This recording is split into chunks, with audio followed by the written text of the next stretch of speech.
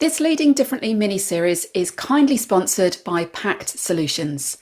University leaders know that complexity slows progress. Pact helps universities deliver digital transformation that endures and improves the day-to-day experience for students and staff. The team focuses on the student journey and the core systems that matter to simplify processes, standardise integrations, and unlock trusted data for reporting and decision-making.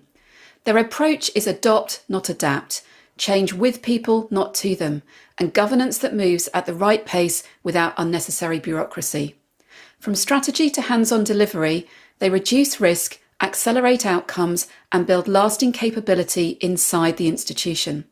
Pact has supported many universities, including Birmingham City University, Buckinghamshire New University, University of London, Southampton Solent University, and the Royal College of Art. Learn more at pact-solutions.co.uk and connect with the team to explore how Pact can help your next transformation be a success. I am Susanna Marsden, a higher education consultant who helps to develop and support HE institutions in the UK and beyond. This podcast takes a deep dive into the roles of people who work in this hugely varied higher education sector. Each episode reveals what's involved in a specific role, the career path that led to it, and tips on how to get in and get on in these jobs. My guest in this episode is Professor Evelyn Welch, Vice-Chancellor at the University of Bristol. Evelyn has a notable career path in research-intensive institutions and took up the Vice-Chancellor post at Bristol in 2022. In this episode, we explore a number of current regional, national and international initiatives under her leadership, and we also discuss a wide range of other topics, including the student experience, university finances, the importance of modern languages in higher education, collaboration between institutions, and we also touch upon Evelyn's own research.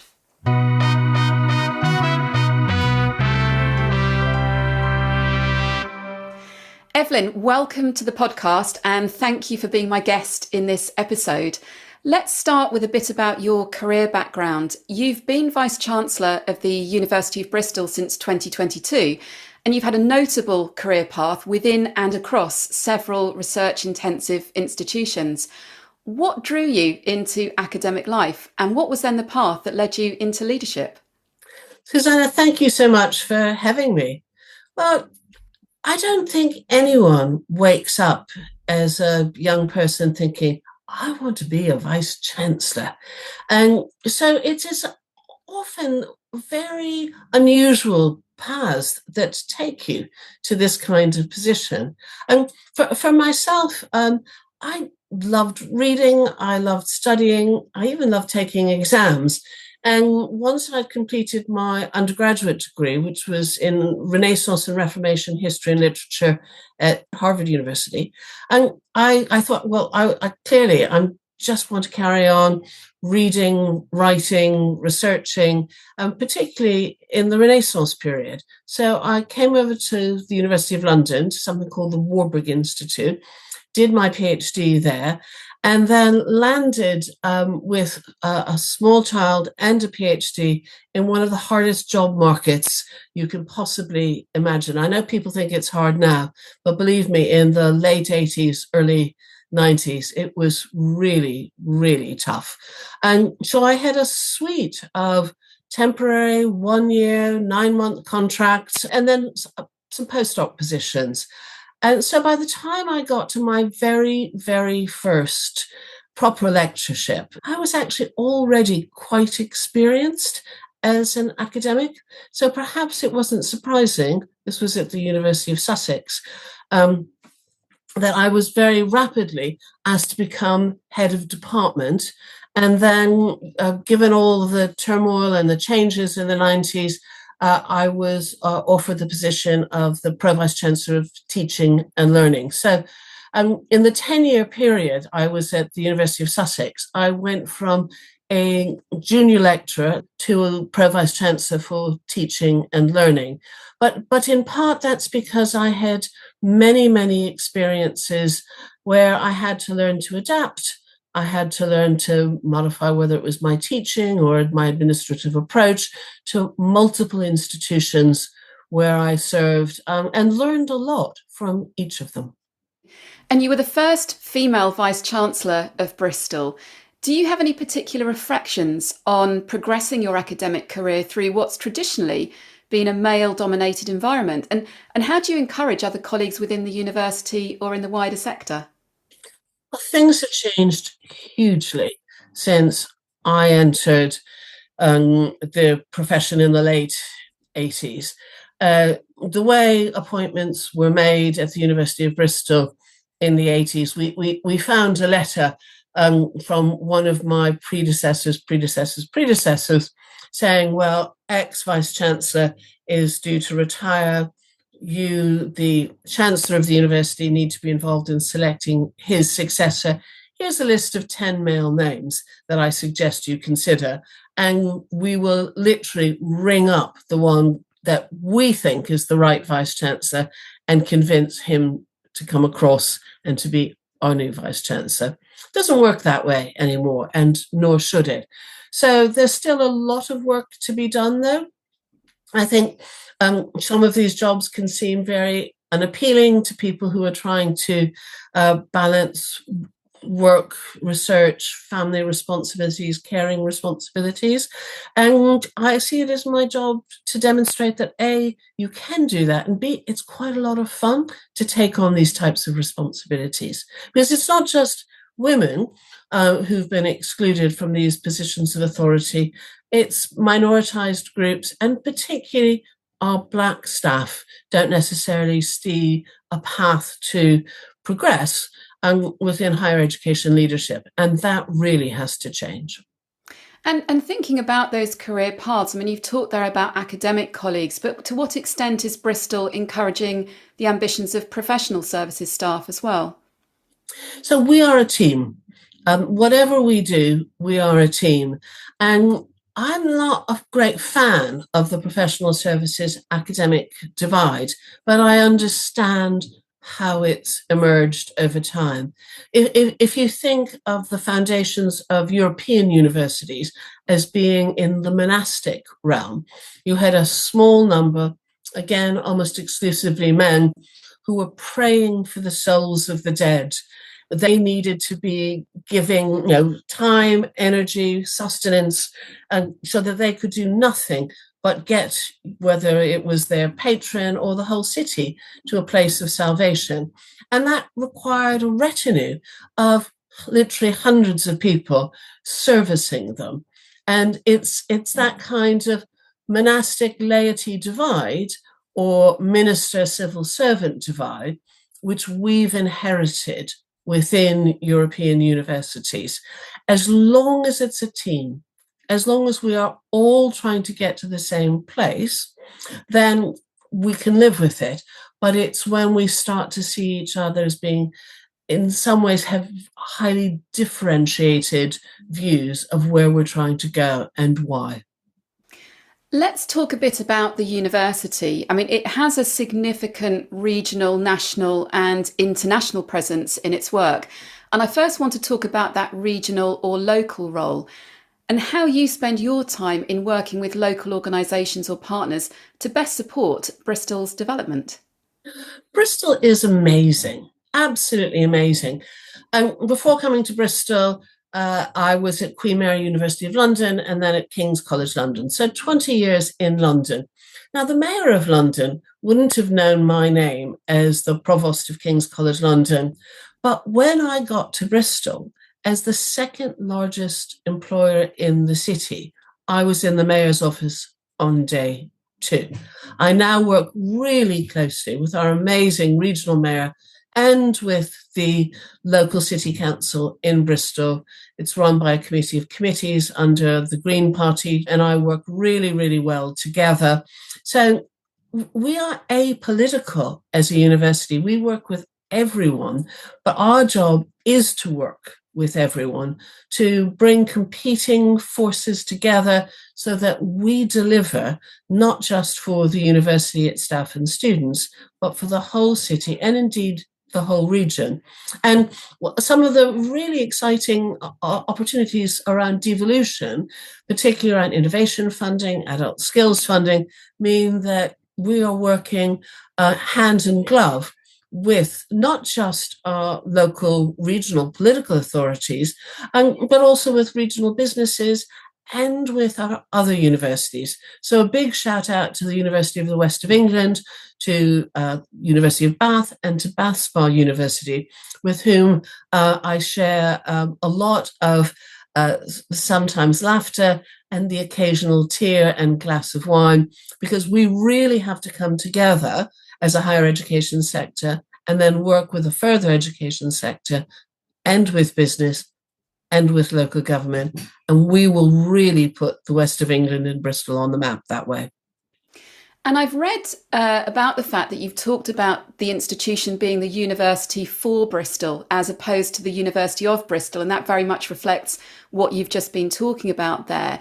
And I've also found out about your micro campuses that you've set up in a couple of parts of the city. Can you say a bit more about the purpose of that initiative? The University of Bristol, like many Russell Group universities, has been caricatured as being detached or ivory tower, or not really understanding the needs of local people. And again, that comes back to often medieval ideas around town and gown controversies. The University of Bristol was founded for the city of Bristol. It was founded by, again, men, families, who really wanted to see the University of Bristol contributing to the local economy, to local manufacturing, particularly to local cider making. One of our great founding origins was in the Somerset cider making trade. So we have very, very strong local roots. But over the century and a half since we were University College Bristol, we have been caricatured as being detached. So when I came to Bristol, I had an amazing inheritance. My predecessor, Hugh Brady, had bought land just by the Temple Quarter train station. This allowed us to come down the hill and into the heart of the city. But he had also started work on a micro campus in Barton Hill, which is one of the more deprived parts of the city of Bristol, very much the heart of our local Somali community. So he really started this idea that we will go to where our learners are rather than expect them to march up the hill and come to us. And that's been very much the motivation behind my sense of that we are the university for Bristol, wherever you are in Bristol, as well as being the University of Bristol. And what sort of activities happen at the micro campuses? Well, it very much depends on what those local communities want from us. In Barton Hill, the heart of the Somali community of Bristol, we've been working since 1911 to deliver the kinds of things that communities require from us, whether that's English language and literacy through to woodworking. Now, of course, they're asking for homework clubs. They're asking for apprenticeship and employment opportunities, or at least to understand what those are.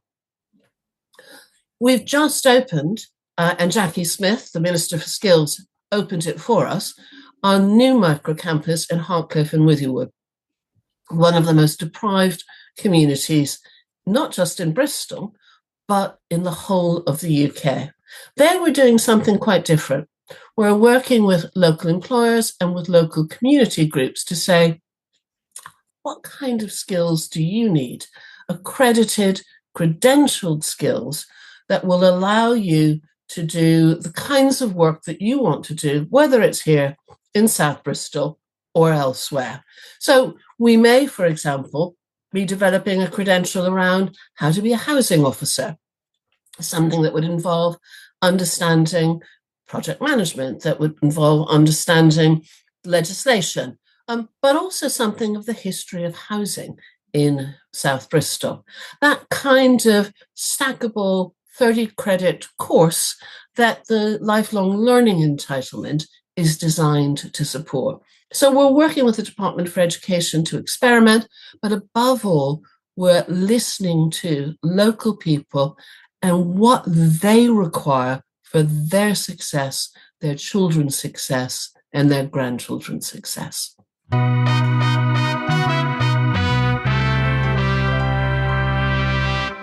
You've mentioned Temple Quarter already, and in addition to creating those micro campuses that you've just talked about there, you're currently pursuing other developments, notably the new Temple Quarter Enterprise Campus, which is due to open in 2026.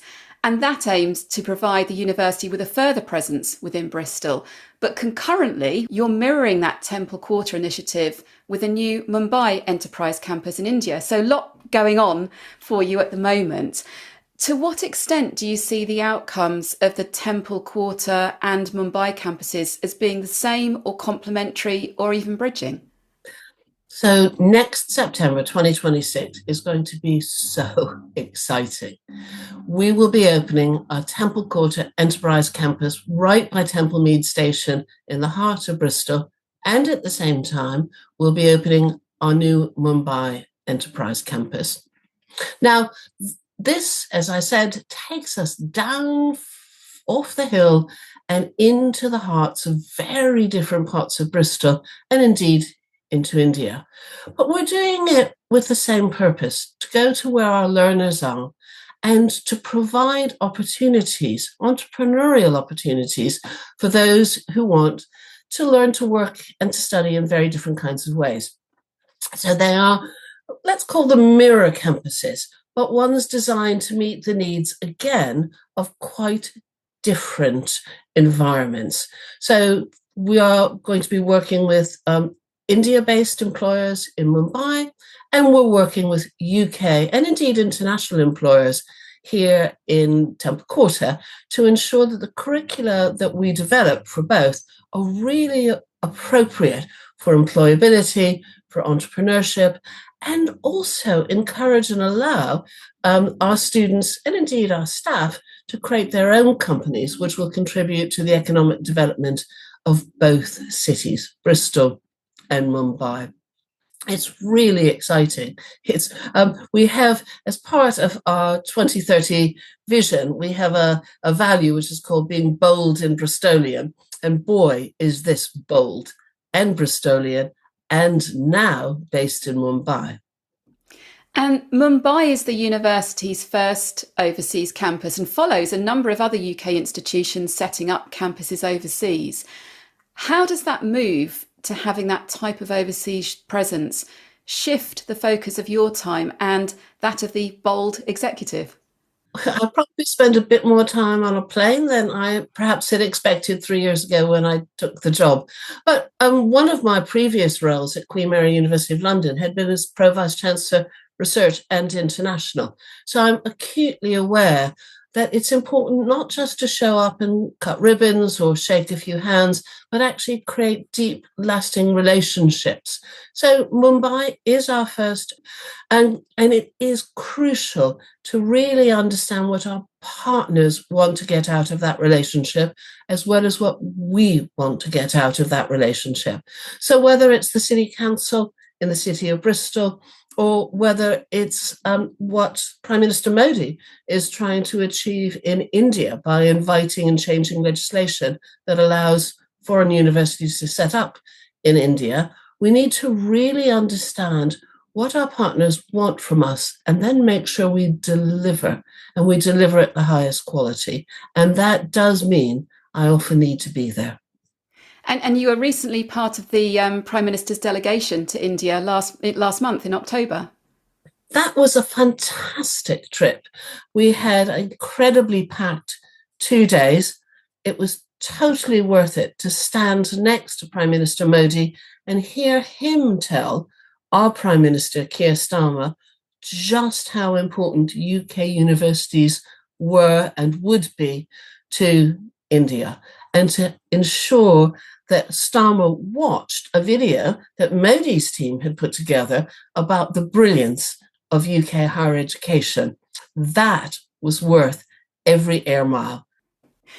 Thinking about the impact of UK higher education, as a Russell Group university, Bristol is at the cutting edge of global innovation and research. And during the summer of 2025, it began hosting the UK's most powerful supercomputer to significantly accelerate the UK's strategy in artificial intelligence. And I've read, amongst other things, it can perform 200 quadrillion equations per second. I didn't even know that quadrillion was a word until I read that.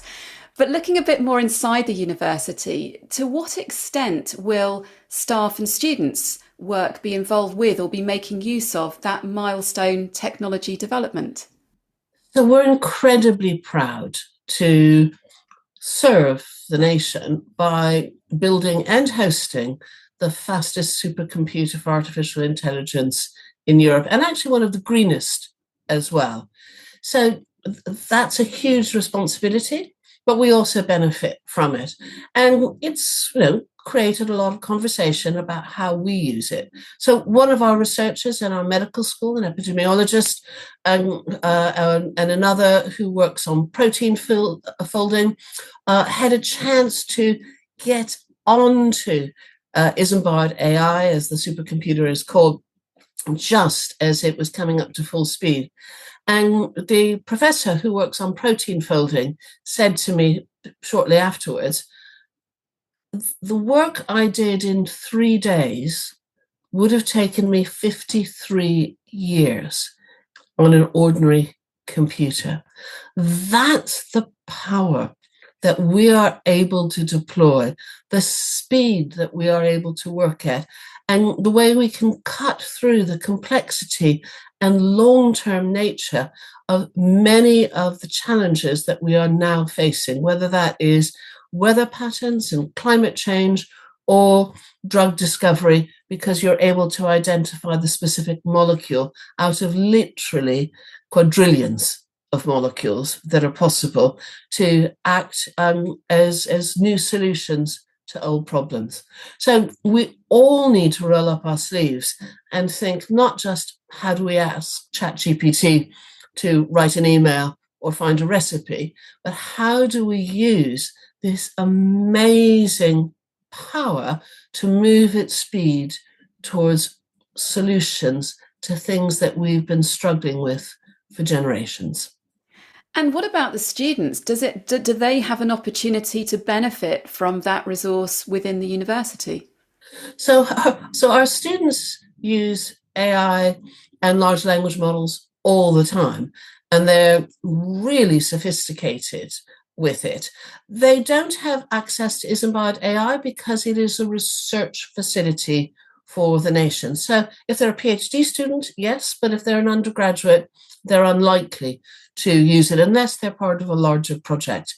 But frankly, for the work that they're doing, they're already streaks ahead. And many of our students are now using large language models and other aspects of these new supercomputer facilities and cloud facilities to do really sophisticated things, and indeed to set up their own companies selling us back information about how we, the slightly older generation, might understand how to use AI better. I really do rely on my students to tell me how to use AI in a more sophisticated way. Picking up on students a little bit more and looking at life within the university, within the 3 years since you've become Vice-Chancellor, how would you say your 30,000 students' needs are evolving, and what specific initiatives are you focusing on to respond to those? So when I came to Bristol, the then Regius Professor of Psychiatry at King's, who I worked with for almost a decade, said to me, Bristol doesn't have a worse problem around student mental health than any other university.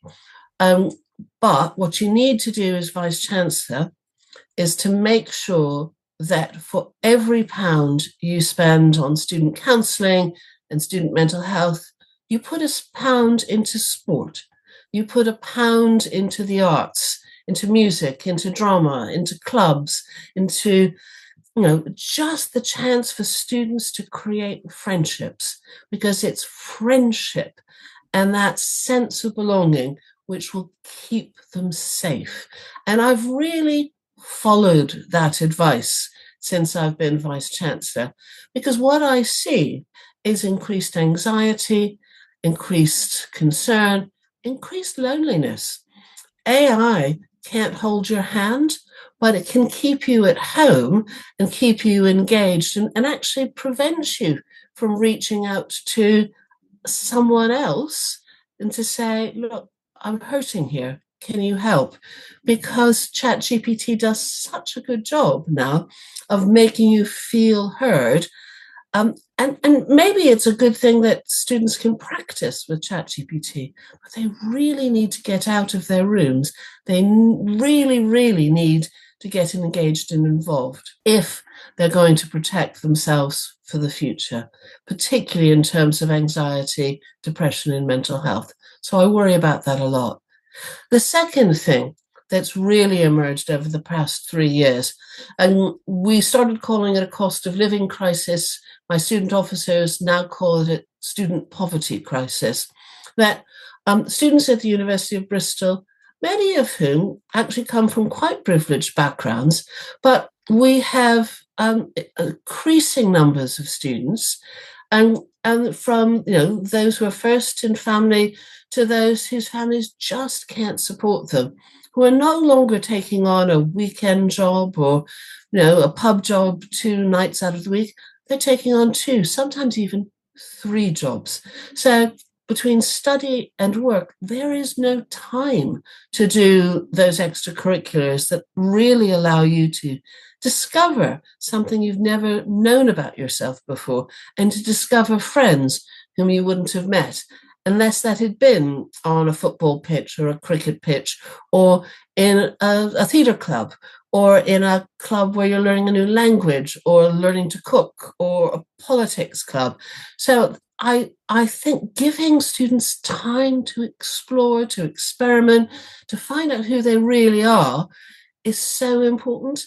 And I worry that the whole question of just surviving the costs that they're facing means that they are no longer getting that opportunity. We're doing our best, but we can't do it all. And thinking about that student experience and looking after the well-being of all of the community, I know that you have a close relationship with the Students' Union, and I was particularly interested to read about the annual agreements that you set up between the University Executive Board and the Students' Union. Can you say a bit more about them and why you introduced them?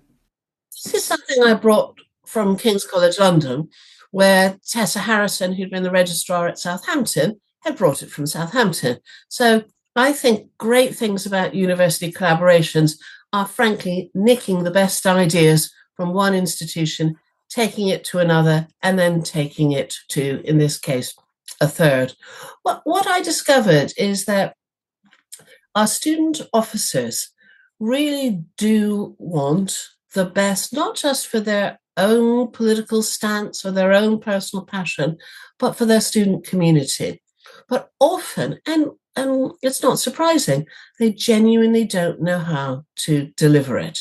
So working with students and now at Bristol, to get them to be highly specific and targeted. What would you be most proud of if at the end of the year you'd achieved? What is achievable in a 12-month period in a financially stretched institution? What do we want as an executive for our students? And often there are extraordinary overlaps. So, for example, an inexpensive hot meal has been one of the main things that our student reps and we have wanted to offer our students. So working out what's affordable, working with our student reps to make sure that we actually meet students, not just student need, but also the kinds of things that students want. And so that's one of the agreements, for example, is around an under £2 hot meal. Another agreement that we did last year was, again, very practical. And it came out of something that we as senior leaders wouldn't have been aware was something that was important for our students.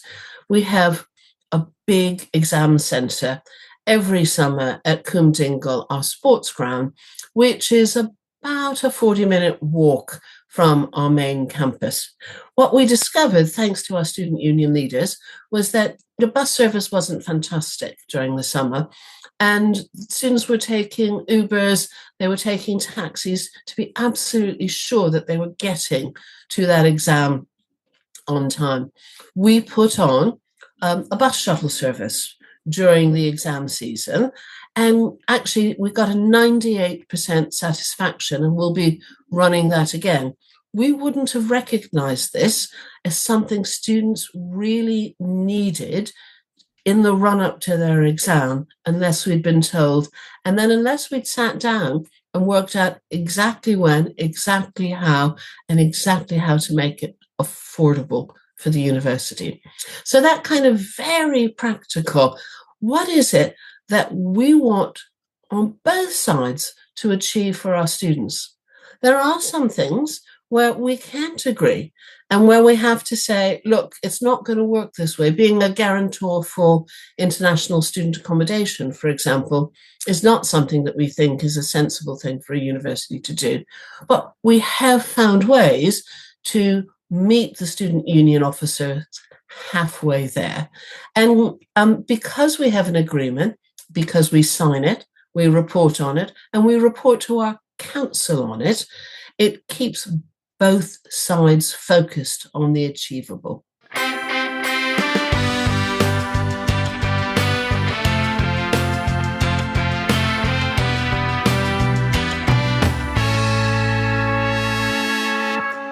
Looking at the academic makeup of the university, it has 3 faculties spanning arts, law and social sciences, health and life sciences, and science and engineering.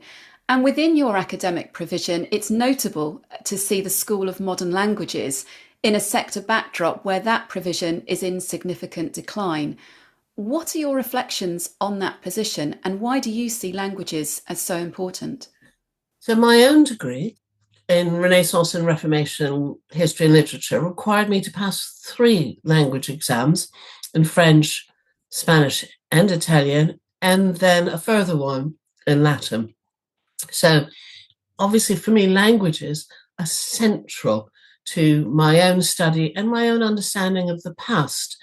And I genuinely don't think that any automated translation service is going to replace that deep cognitive understanding that comes with thinking, speaking, reading, engaging in a language that's not your original language.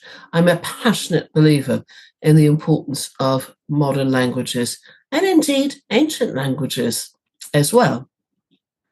So if I could spread that belief in the water of the UK, I absolutely would. It's a tragedy how few kids come to us prepared to study modern languages, how few students want to study modern languages at university level these days.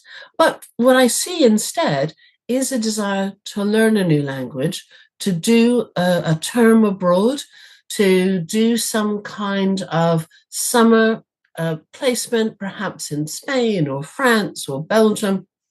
So I don't think that the desire to spread your understanding, to really encourage your understanding of other cultures has diminished amongst young people. So that does mean that whether it's the School of Modern Languages, the Faculty of Arts, Law and Social Sciences, or the whole university, we need to find ways, traditional and new, to encourage that engagement with other ways of speaking, thinking, reading, writing. But it's not straightforward.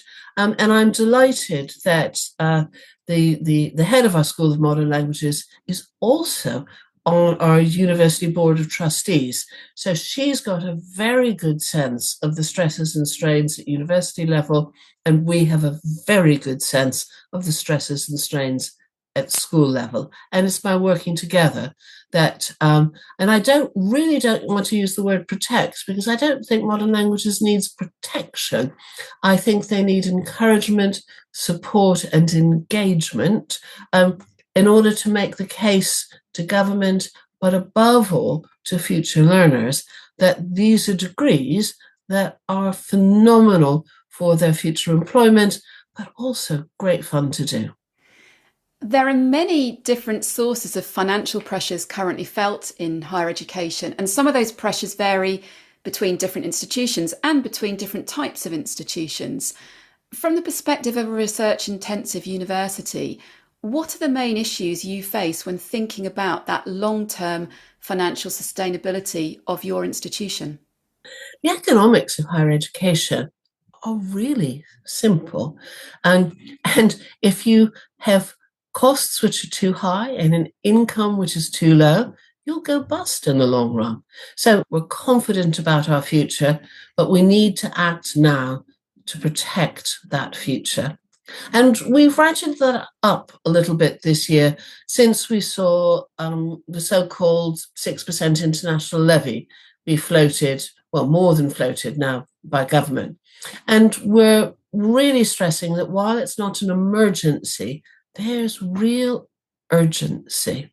So we do need to be cognizant at every level that the only thing that makes money in research-intensive universities is the margin that you make on international student tuition fees. Home students now lose money, and research loses money. And that gap needs to be plugged by the margin we get from students who join us from all over the world. And we are really grateful to those students and to their parents and to their governments, not just because they help plug the UK gap, but also because they make us a truly world-leading university. So my job as Vice-Chancellor is to make sure that we have costs which are appropriate and an income which is high enough to allow us to invest for the future. And then to make sure that as we approach our 150th anniversary, we have another 150 years ahead of us. We talked earlier about partnership with industry, with overseas. You also mentioned partnerships with some other universities in the region. And obviously, partnership and collaboration between universities or other education providers is a very current topic within the sector, partly financial, partly strategic. What are your broad thoughts about the size and shape of the sector, and to what extent is it relevant for your institution? There's an assumption that Russell Group universities could be very self-interested. And I'm not going to comment on whether that's a right or wrong assumption, simply to say that at the University of Bristol, and as somebody who's worked in institutions of all sizes and shapes, and I know we are a system. We're a delicate system where you pull at one part of it, and actually you don't know the ramifications around the entire system. So we've just in the process of creating something called Universities West, which will be the University of the West of England, Bath, Spa, and the University of Bristol. And we will work with an existing entity called Colleges West, which are further education colleges. We're doing a lot of curriculum mapping to say, how could you move seamlessly from one of our further education level 2, level 3, or even level 4 programs into the University of the West of England, Bath, Spa, or Bristol? Or how could you move between us, particularly between an undergraduate course or a postgraduate talk course? So that's one kind of quite structured partnership. It allows us to find, again, I keep stressing, our learners where they are rather than where we would like them to be. Necessarily.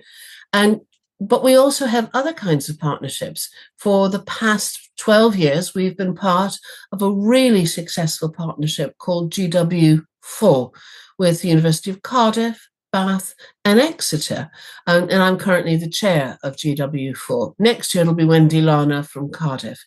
And over 12 years, we have come together to collaboratively teach PhD students, to do training for early career researchers, to put in research bids together, because as the research intensive institutions of the Southwest, actually it's by collaborating and building on our individual and collective strengths that we can really contribute to what is a complex economy, where sometimes we feel we're in real competition for not just resources, but also attention with other parts of the UK.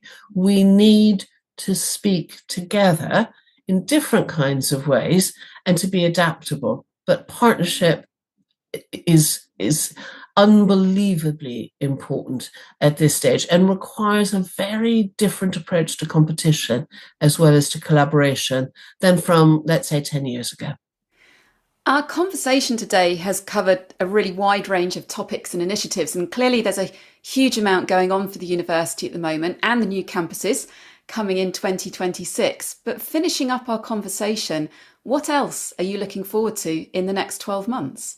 I've just published a book, Renaissance Skin, open access from Manchester University Press. Consider that a plug. And I'm now working on a new project on wigs, men's wigs in the 17th century, and the price of hair between sort of 1690 and 1720. So over the summer, I'm absolutely looking forward to getting my teeth into some of the archival material around that and getting at least one more article out before that research excellence framework deadline looms for all of us. But in September 2026, we'll be 150. We'll have a new campus down in Temple Quarter. We'll have a new campus in Mumbai. I'm really excited about it. Evelyn, it's been really interesting talking to you today. Thank you so much for being my guest. Thank you, Susanna. Job Shadowing HE is proudly supported by the Association of Higher Education Professionals as a valuable source of professional insight. It was presented by Susanna Marsden, and you can find out more about her consultancy work at susannamarsden.co.uk. Audio production and music was by me, Rodri Marsden.